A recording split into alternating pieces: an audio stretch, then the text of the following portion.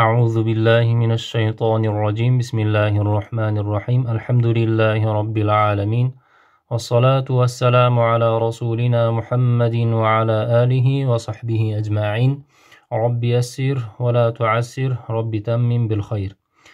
Qadrli o'quvchilar, 16-darsimizga keldik. Inshaalloh 16-darsimizda alif va hamzani o'rganamiz.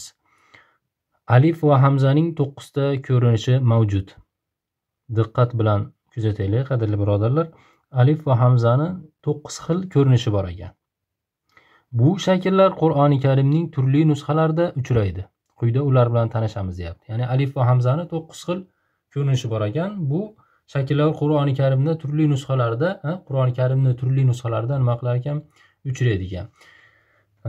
Qadrli birodarlar, alifni bilamiz. Alif quruq o'zi hech narsani nima qilmaydi, ifoda qilmaydi. Harakatlar bilan, ya'ni a, i, u harakatlari bilan a, i, u toshlarini nima qilardi, ifoda qilardi. Arab alifbosida harflarning ismi, rasmli, ya'ni ko'rinishi va tovushlari bor. Lekin alif harfini ismi bor, ko'rinishi bor, lekin tovushi yo'q.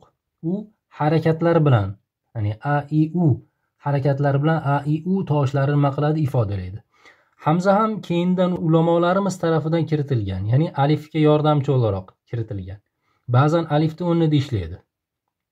Ya'ni alifga qaysi harf yaqinroq deganda, ayn harfi yaqinroq deb turib, ayn harfini qadrli birodarlar mana ustini kesib turib olingan ekan. Alif va hamzani birinchi ko'rinishi, ikkinchi ko'rinishi, uchinchi ko'rinishi, to'rtinchi ko'rinishi, beshinchi ko'rinishi, oltinchi ko'rinishi, yettinchi ko'rinishi, sakkizinchi ko'rinishi va 9-chi ko'rinishi. Endi biz hozir bitta-bitta bularni ko'rib o'rganib chiqamiz. Inshaalloh. Birinchi ko'rinish mana. Amara, akhadha, qara'a, yaqra'u. Endi ikkinchi ko'rinishi.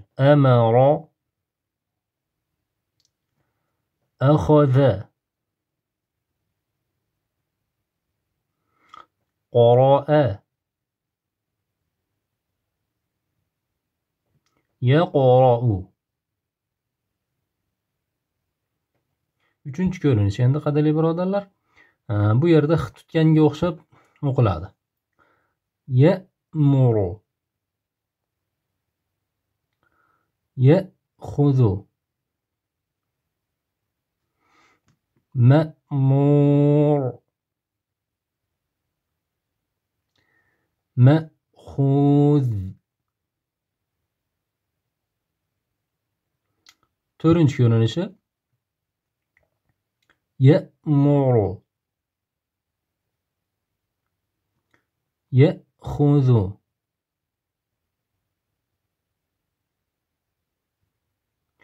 ma'mur, ma'khudh. Endi 5-chi ko'rinish. Bu yerda quriya deb o'qilmaydi mana. Ya'ni ustida hamza bor, ustida a bor. Nima qilamiz? Quri'a, quri'a. Qori, mubtadi, mustahzi, mustahzi. Endi 6-chi ko'rinishi yuminu bo'lib o'qilmaydi birodarlar. Bu yerda va harfining ustida hamza kelyapti. Nima qilamiz? Yu'minu, yu'minu. Mu'min, mu'azzin, mu'allif, lu'lu'. Endi 7-chi ko'rinishi qoil, qoim,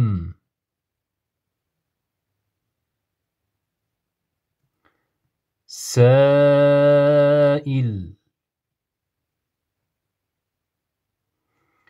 مائل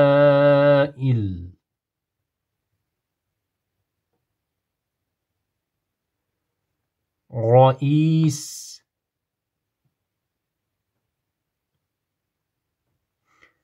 Endi qadrli birodarlar 8-ko'rinishini o'qiymiz. Bu yerda ham nima qilamiz? Bi'sa bi'sa bi'ru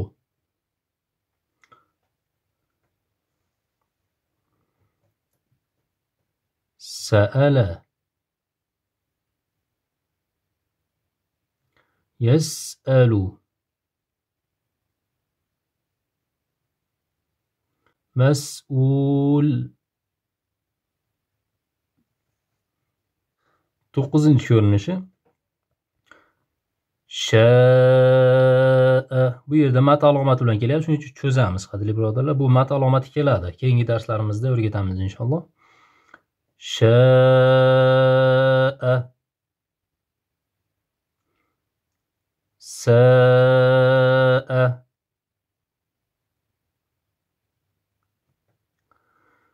ja'a yasha'u masa'u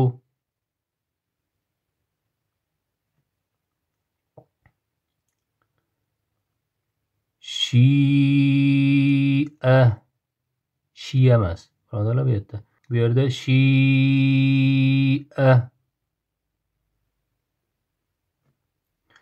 ji'a yaji'u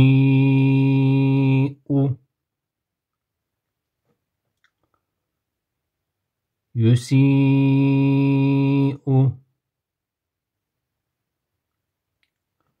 musi'u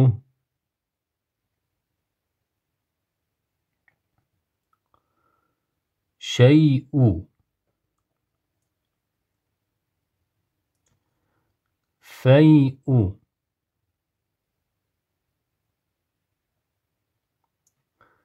mil'u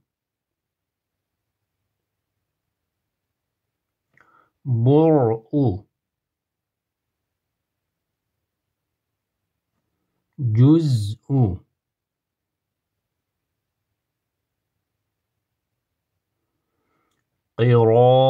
qira'atun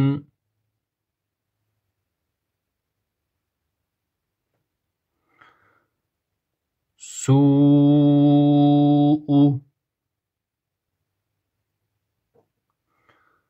yasu'u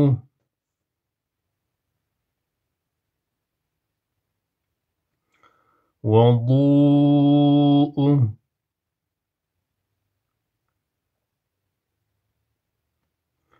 quru'u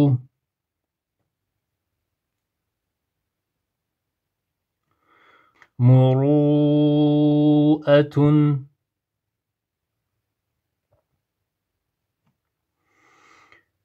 al-mar'u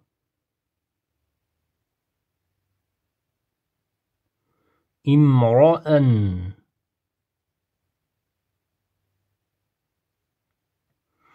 imri'in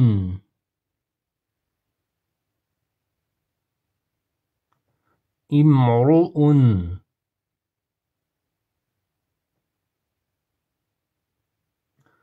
al-juz'u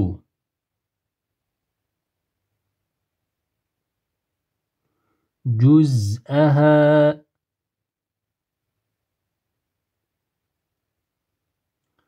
juz'iha